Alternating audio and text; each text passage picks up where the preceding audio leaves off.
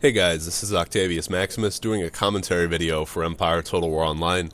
In this battle I command the United States of America, and I'm facing against an opponent who's commanding the British.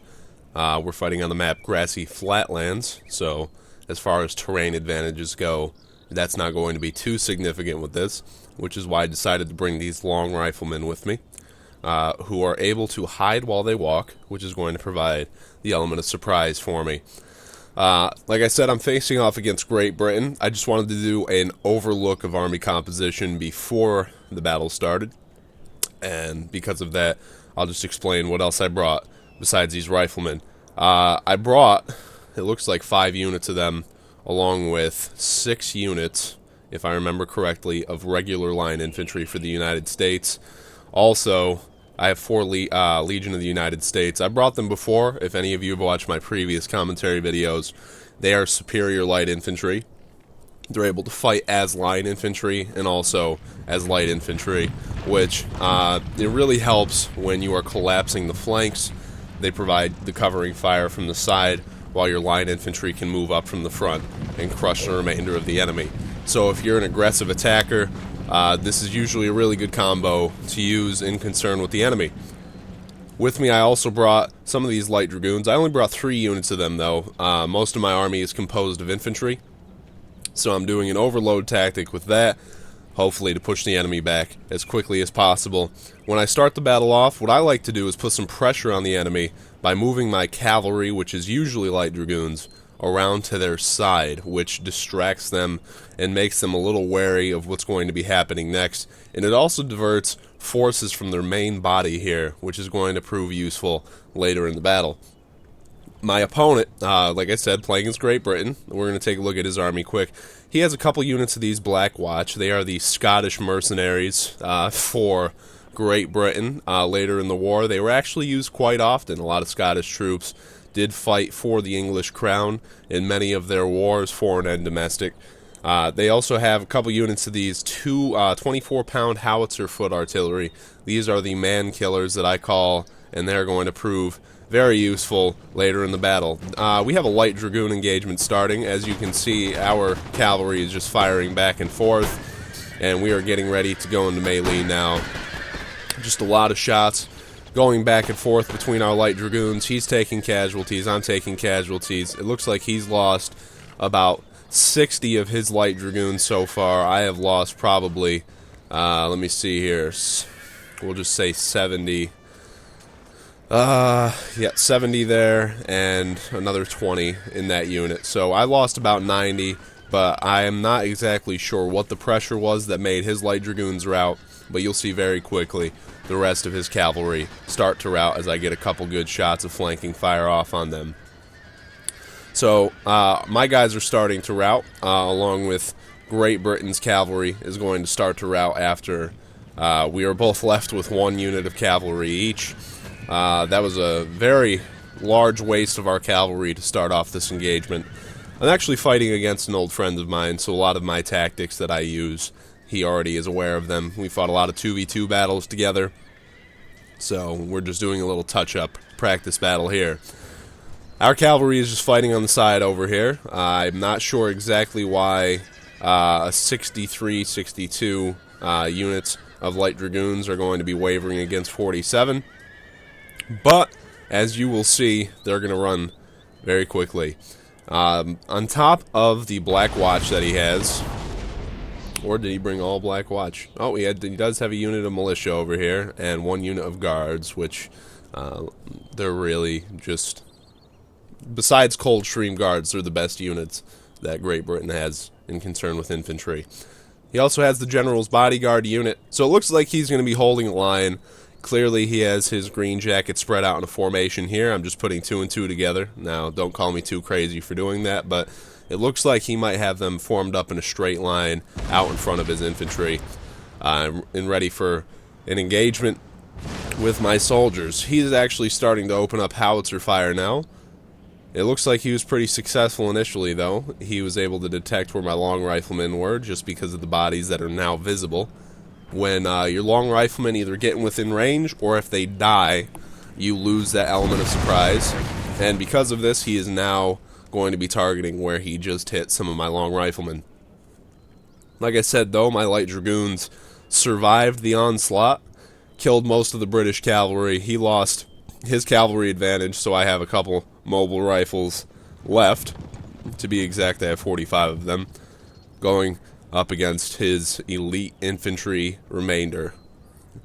Now, my objective here, what I'm thinking in my head, as I go up against a force looking like that, I have more infantry numbers than him. Yes, he does have cannons, but they're very slow to reload.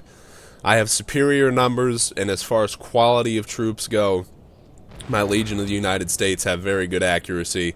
My line infantry will just provide that extra firepower I need to get anything done. So my objective is to engage him in the front and from the sides very rapidly. And hopefully that'll collapse his flanks and ultimately win the battle for me. You want to be smart about it. Even if you have superior numbers, sometimes if the enemy is decent, they will try to lure you into some sort of a trap by having hidden units all over the place. That has happened before. Unfortunately, I was not smart when I was thinking about this. I wanted to engage his green jackets, but they had enough time to set up and reload, and my light dragoons, because of it, are going to get slaughtered. He did lose 7 of his green jackets, though, so I guess 50 little units of light dragoons are going to be worth 7 of his green jackets. He's starting to form his troops up now. My Legion of the United States are getting within range. Keep in mind, like I said, Legion of the United States here only have a range of 90, which means that the green jackets outrange them by far. I want to be smart about how I maneuver them. I want to get them within range of the green jackets without actually sacrificing their lives. Now, at this instant, if I had charged up on his green jackets here, his Black Watch would have been right there to provide flanking fire, so coupled with rifle fire and the elite infantry platoon firing, my Legion would have most likely been slaughtered. So I'm going to wait for the rest of my body to move up here. And like I said, mainly what it is just going to overload his flanks while my center holds out. His howitzers are doing some damage, though. As you can see here, some of my troops just got murdered by his artillery fire. I lost about 15 right there with a single blast. I do prefer howitzers over any of the other artillery. Like I said, they are man killers, which means that opposed to regular cannons, which are firing solid shot, they do an excellent job of destroying cannons, but the howitzers do a good job of destroying enemy infantry and cavalry. So if I'm going to bring cannons, usually what I do is the howitzers. My Legion of the United States are within range of his green jackets now. Like I said, because of pressure from the rest of my army, he pulled his remainder of his Black Watch back to regroup with his main body. I'm going to start collapsing his flanks now with superior infantry fire, as my long riflemen are going to open up on him from long range, which is going to give me the opportunity to move up on the rest of his body. I sent a detachment of these 2 units of the Legion of the United States and the line infantry to provide more flanking fire from his right. As you can see now, his whole entire center is starting to collapse except for these green jackets, which is going to be good for me because now he has no support for these green jackets. Riflemen, while they are very good if you use them correctly, are not actually good in melee, if no one has noticed yet. You want to isolate his riflemen, isolate his riflemen, and if you do that, chances are you're going to be victorious, as the rest of his troops, as you can see, are trying to reform to respond to my flanking maneuvers. Now, I mean, as far as this is concerned, he's not doing too bad. He's killing a lot of my riflemen. His cannons are doing some damage on my guys. Line infantry are taking some damage here and there. And if you really look, his riflemen are holding up pretty well. If I was smart about this, what I would have done is I would have moved my long riflemen, coupled with support from my line infantry, up within range of his green jackets. That way I would have had both platoons firing, long riflemen and line infantry. I wasn't really thinking about that at the time.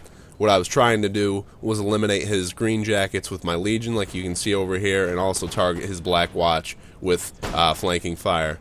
Now, my line infantry are going to continue to tear up the remainder of his infantry over here. My line infantry, coupled with Legion, are just going to keep on shooting away, taking casualties on his troops.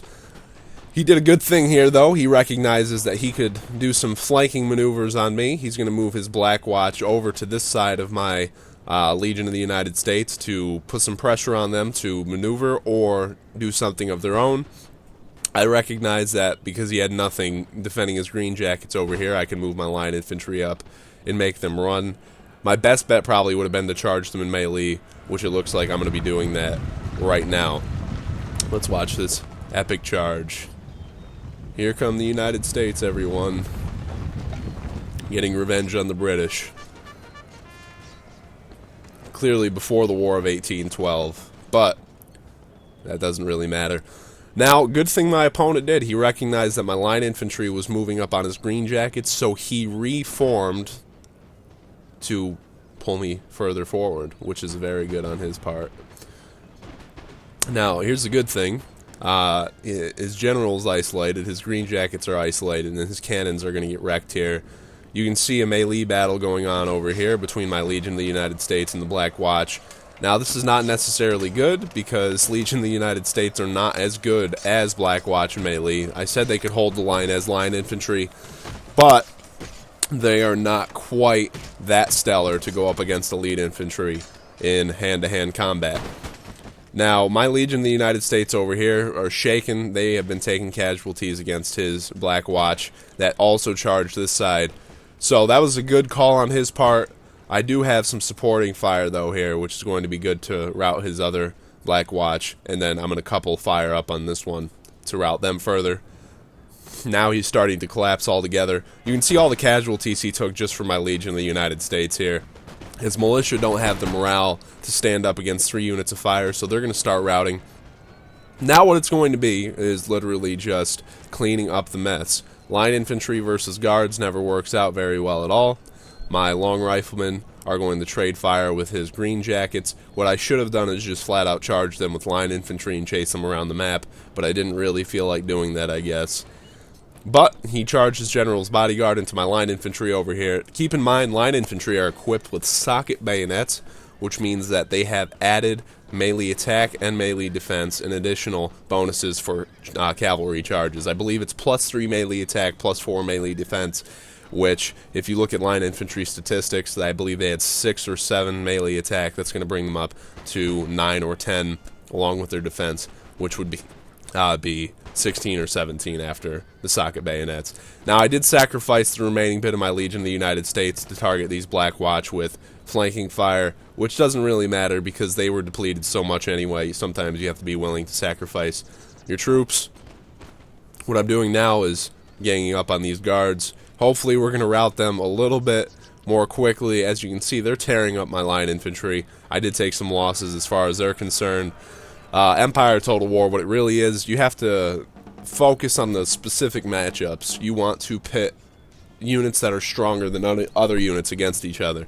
You don't want to have a unit of militia charge a guard unit unless you're covering a retreat or something. You don't want to have long riflemen taking on a unit of line infantry from point-blank range. You want to be smart about it. So me charging my line infantry into the guards was not a smart idea. I will admit that.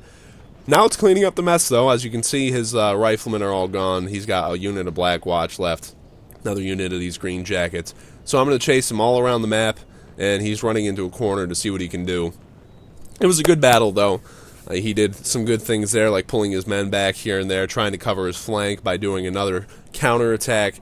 But in the end, the United States prevailed over Great Britain. I killed 1,318, and my opponent lost 845.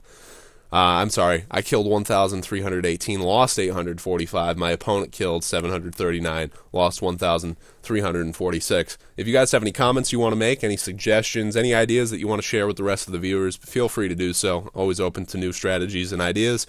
And also tune into my next video. I really appreciate your guys' support, and I hope you tune into the next one. Thank you very much.